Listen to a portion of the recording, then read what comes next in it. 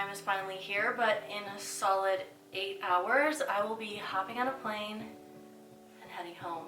Feels weird to have this day finally be here. I planned this flight about a month ago with the full intentions of seeing my ex. I don't think I fully grasped what going home is really gonna mean.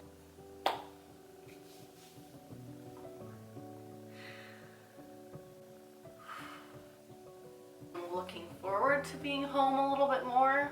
I miss my parents and I miss the lake. To be honest, I feel a little bit homesick. I knew moving to Boise that there was a lot that I was gonna have to do on my own, and I made that conscious choice of going through this season of my life without the proximity to close family and friends. But there is a part of me that misses the familiarity of home, the comfort of home. With that, I need to pack.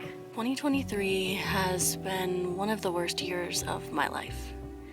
And if I'm being honest, I need to go home to find some closure with myself, my past relationships, and my hometown. Maybe then I can actually move on. Someone please explain to me what it is about packing for a trip that makes you feel like you're about to live in a different country and you're not sure if they will have toothpaste. Like, I'm literally going to Michigan. Why do I feel like I need to bring mine? I don't know. You know, Oakley, you know, I don't need to bring my own toothpaste or hairspray. I don't. I don't.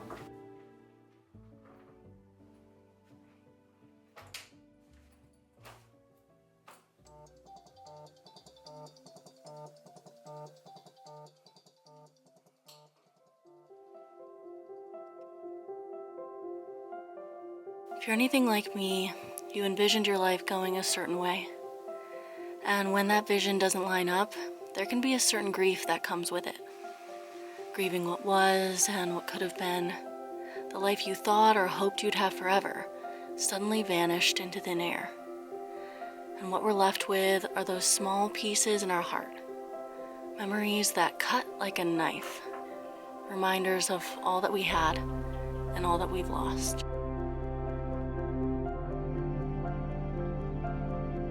Made it to Grand Rapids, and my parents are about to pick me up, and I've been keeping my hair a surprise, so we'll see.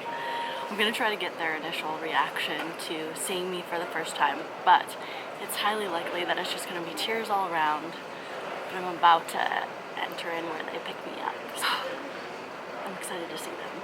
Also, on my way in to the TSA, broke a nail, so look, just ratchet. The first stop is gonna be to Meijer, probably, because I need new nails.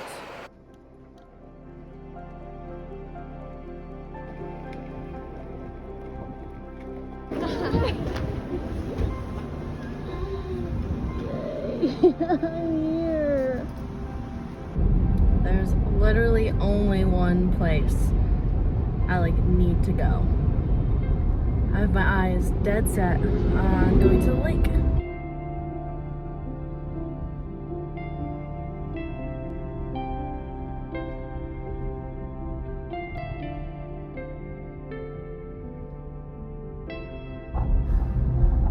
There she is.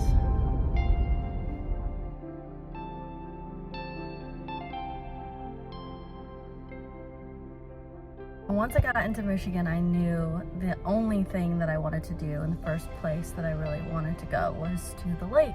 So I took my parents' car and am just getting the sunset. It's perfect.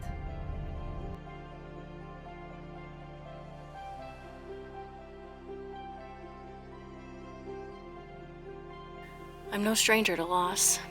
I know you aren't either. There's something particularly heavy to grieving those who are still alive. The blanket of sadness wraps me up at the strangest times. The realization that someone who knew the deepest parts of you slowly becoming a stranger is a feeling that could suffocate me if I thought about it long enough.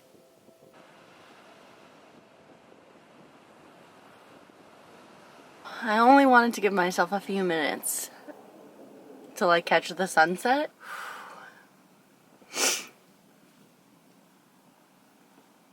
It's hard to describe like what it's like to be back here. I was back here like at this exact time renovating the van that we had just bought. And I remember not really wanting to be home, but we were just trying to figure out what's next. But the lake will always be a place that I can feel so calm. It just reminds me how much can happen in a year and how different things can be.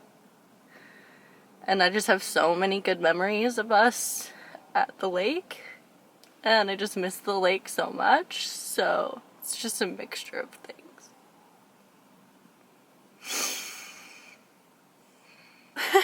Anyways, tomorrow I'll be getting dinner with Danny and we'll be seeing each other. And I don't know what that's gonna be. Obviously I was like expecting all of these emotions to happen. It's just a lot when you're in it and it feels good. Like I want these feelings because I'm going through a loss. I'm going through grief and this is just a part of the process. It sucks. Why do things have to be so different? This lighting is getting sucky and I'm just gonna journal and figure out what's next. Day 1, being home, just getting started. Wow, there we go, that's way better. So we are in the car on my way to surprise my grandma and grandpa. Last year, my grandma knew I was coming and she responded like this. Hi.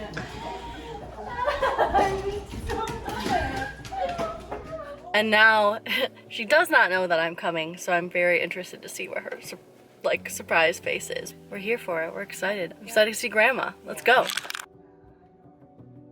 Hello there. Oh!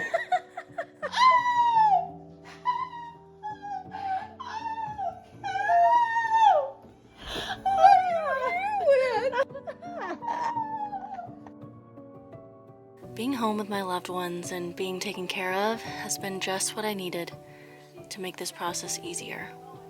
I'm incredibly thankful for all that I have at home.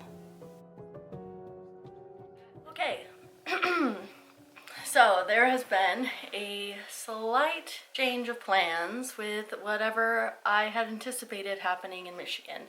So my intention for coming to Michigan was to see family, but mainly to see my ex. My ex and I had talked a few months ago that once our divorce was finalized, I would come and visit and we would just say goodbye to each other, see that we're both, you know, on our own journey, and just for it to be this kind of like symbolism to the commitment to always being kind to each other, always seeing each other.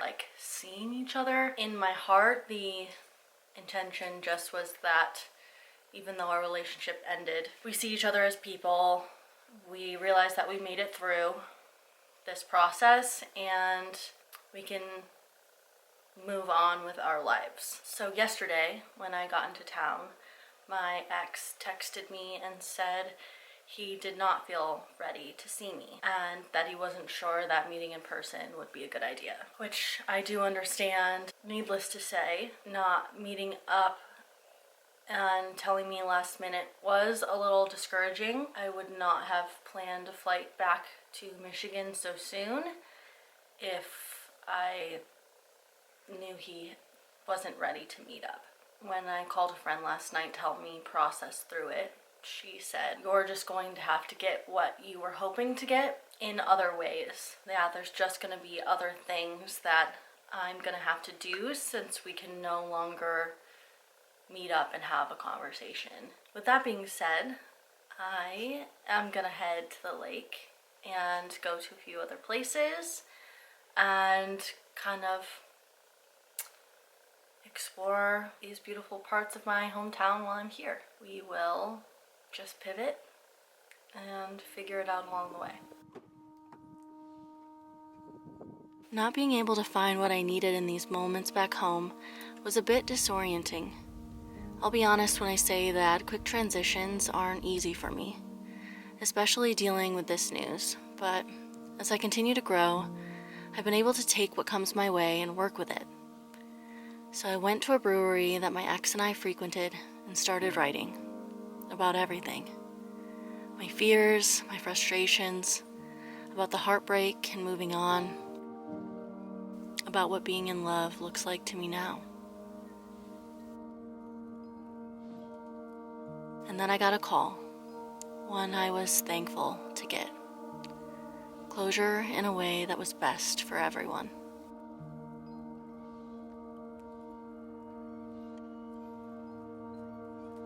I need to take a solid second to breathe and record what I'm thinking.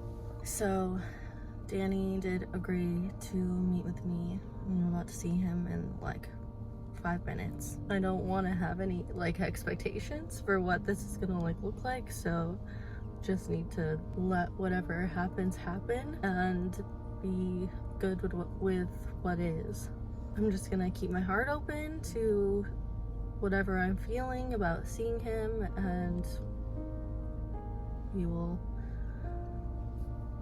go from there. I don't think I'm ready to talk about this yet.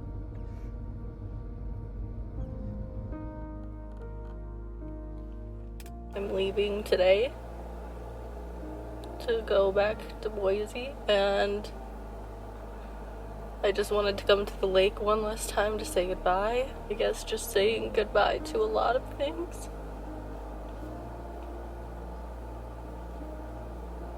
I don't feel ready.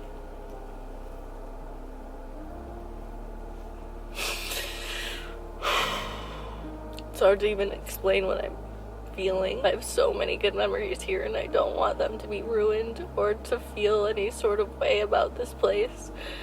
I always want it to be positive, but right now it's just making me really sad. It just reminds me of everything that I've lost.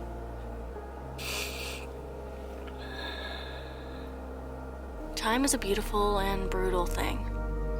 It has the capacity to heal us, but can also remind us just how much can change over a short span of time.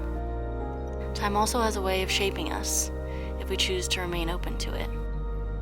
The process of becoming what I needed to be was a painful one, but one I'm so incredibly proud of. I hope you're proud of yourself and your journey too. See you soon.